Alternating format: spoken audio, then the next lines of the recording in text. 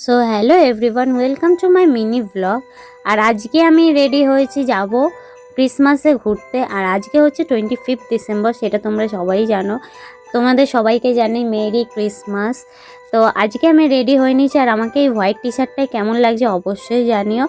প্রথমে আমি একটা ব্ল্যাক টি শার্ট পরেছিলাম, ওটা আমার ভালো লাগছিল না, পরে এটা পরলাম হোয়াইট টি শার্টটা। পরে এটা দেখে আমাকে খুব ভালো লাগছে। তারপরে দেখো মুখে ক্রিম ট্রিম মাখার পর আমি লিপস্টিকটা দিয়ে দিলাম মুখের মধ্যে, ঠোঁটের মধ্যে। লিপস্টিকটা দেওয়ার পর দেখো প্রচণ্ড নিউট কালার, এটা মানে আমার নিউট পছন্দ, কিন্তু আমার বরের আবার নিউটটা আবার মানে ভাল লাগে, কিন্তু এই কালারটা জানি না কেন সেদিনকে ভালো লাগেনি। তাই পরে আমি আবার কালারটা চেঞ্জও করে নিয়েছিলাম, অন্য লিপস্টিক পরেছিলাম। তাই বরকে বললাম দেখো তো কোন কানেরটা পরবো। বর আমাকে চুজ করে দিচ্ছিল।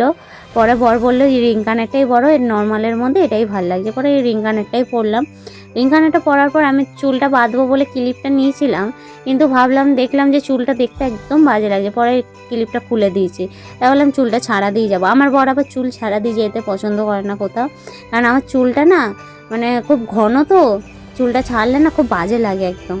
পরে তাই আমার বর বললো যে চুলটা ছেড়ে যাবে, কিন্তু একটা ক্লিপ পেছনে দিয়ে যাবে মাথার মধ্যে, তাই একটা ক্লিপও নিয়ে নিয়েছি।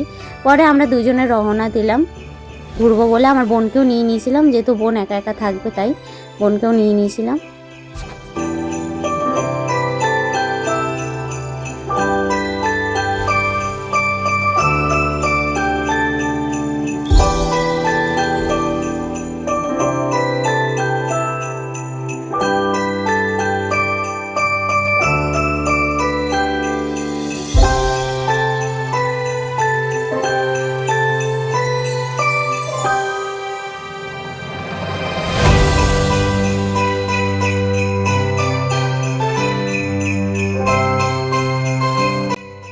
তোমরা এতক্ষণে বুঝতেই পেরে গেছো যে আমি শ্রীভূমিতে গেছিলাম, লেক টাউনে। তারপরে আসার পথে বুবু বললো যে তোমার জন্য মাংস নিয়ে যাচ্ছি, তুমি মাংস খেতে চেয়েছিলে।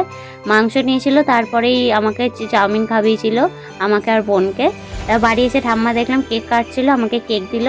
তারপরে বুবু বললো আজকে রান্নাটা আমিই করবো, রান্নাটা ও করলো, আর রাতের ডিনারটা রুটি আর মাংস করলাম। So that's it, bye bye.